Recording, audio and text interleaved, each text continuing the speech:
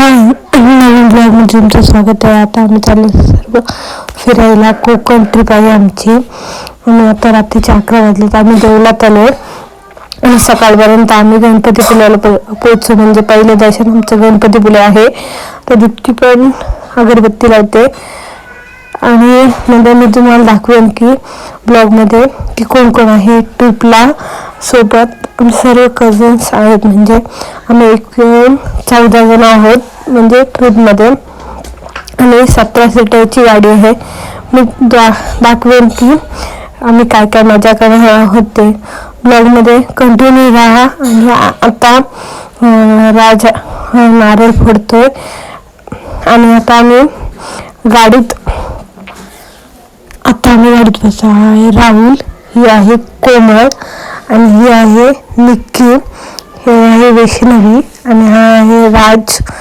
आता आहे हा विवेक. आमच्याकडे जो त्याची रिॲक्शन बघा काय आहे ते. आणि त्याच्या पाठी आहे हा निलेश आणि ही अक्षू आहे आमचा आधी. आणि नंतर आहे हा कुणाल आणि शेवट आहे दीप्ती आहे.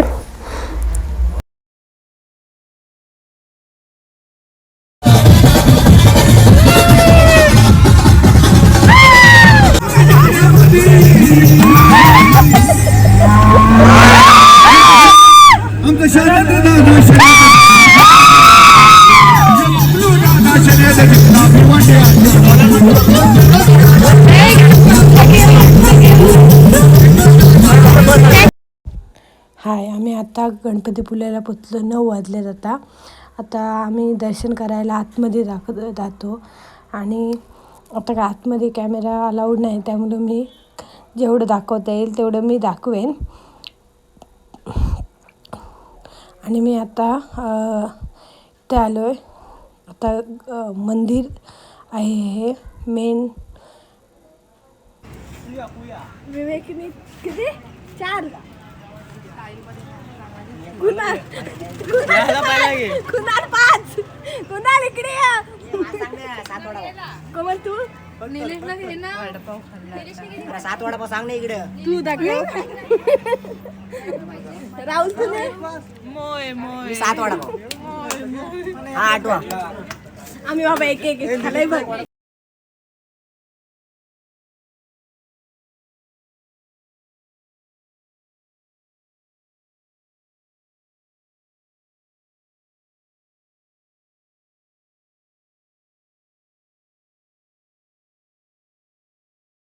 रत्नदुर्ग आहे. आणि त्याच्यानंतर कशेलीला जाण्याचा सुद्धा आमचा प्लॅन आहे. नेक्स्ट निसर्गाच्या ह्याच्यातून जाताना एकदम म्हणजे वेगळीच मजा येते. मी तर जामच मजा घेतोय, मला माहितीच असेल.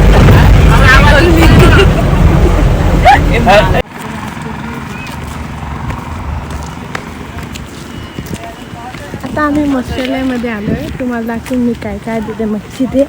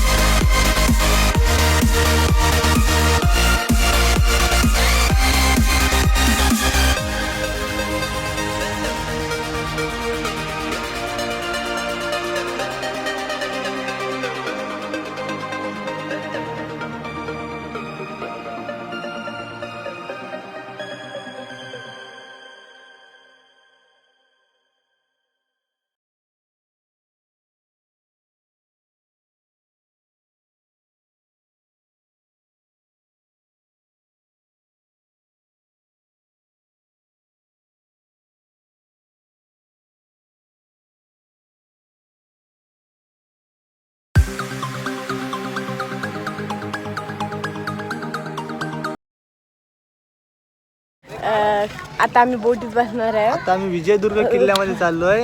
आतमध्ये आम्हाला दाखवणार आहेत मेन पॉईंट, किल्ल्याच्या इकडचा भुयारी मार्ग वगैरे. आम्ही दाखवतो तुम्हाला पण.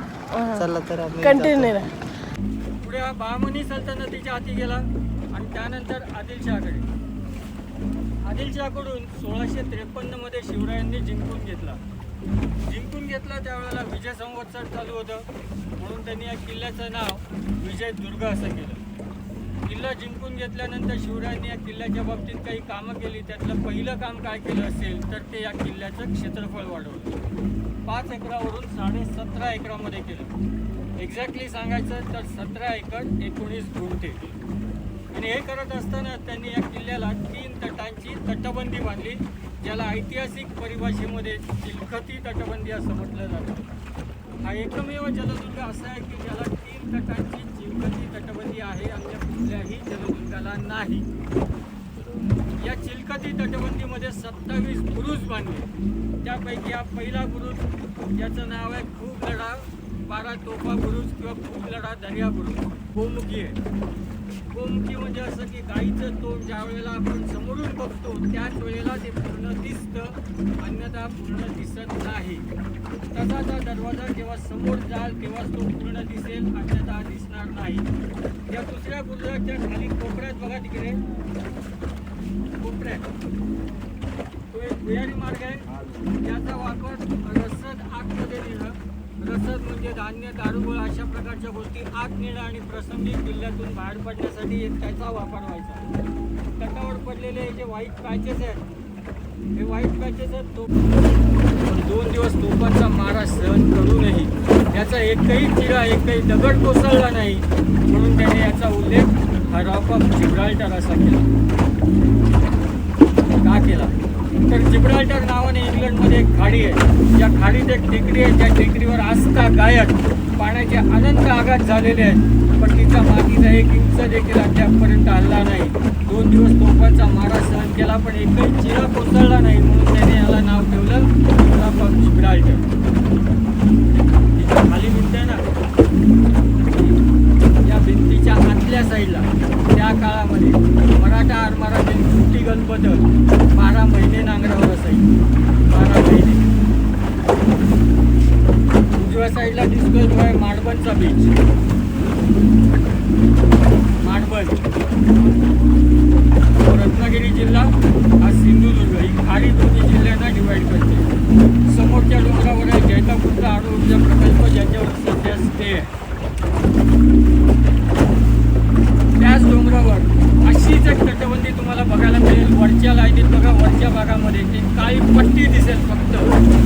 अशीच एक तटबंदी त्या ठिकाणी पण आहे, पण ती तटबंदी बांधलेली नाही. डोंगराचा कडा तासून बनवलेली तटबंदी आहे. या तटबंदीच्या बांधकामामध्ये चुना, गुळ आणि शिस याचा वापर होतो आणि त्याला फसवा किल्ला असं म्हटलं गेलं. फसवा किल्ला. आरमाराचा मेंटेनन्स केला जायचा. मराठा आरमार ज्याच्या कुशीत घडलं, वाढलं, त्याचा जिवंत साक्षीदार किल्ले विजयदुर्ग. मराठा आरमाराची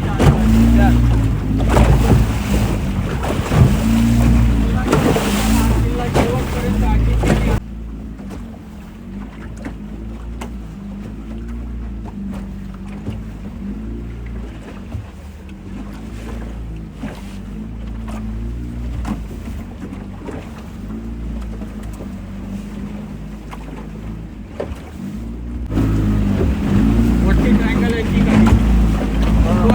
टेकडीचा भाग किंवा पाणी किल्ला.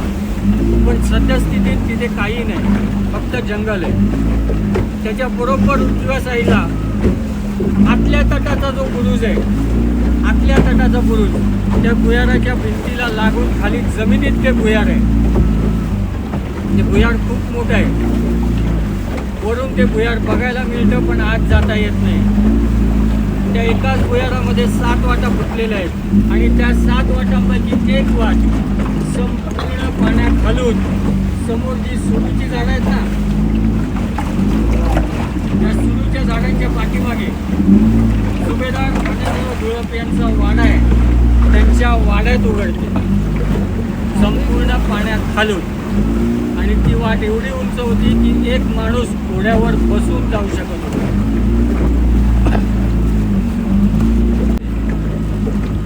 तसंच शिवरायांनी हा किल्ला जिंकून घेतल्यानंतर परत कधीच कोणाला जिंकता आला नाही. नाव आहे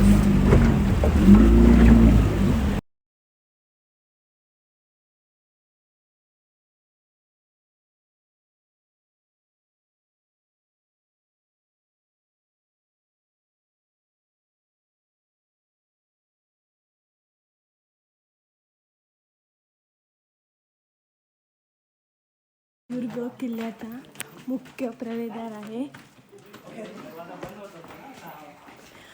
मुख्य प्रवेशद्वार आहे. आता किल्ल्यात आम्ही आलो, मग अशी बोटीत होतो.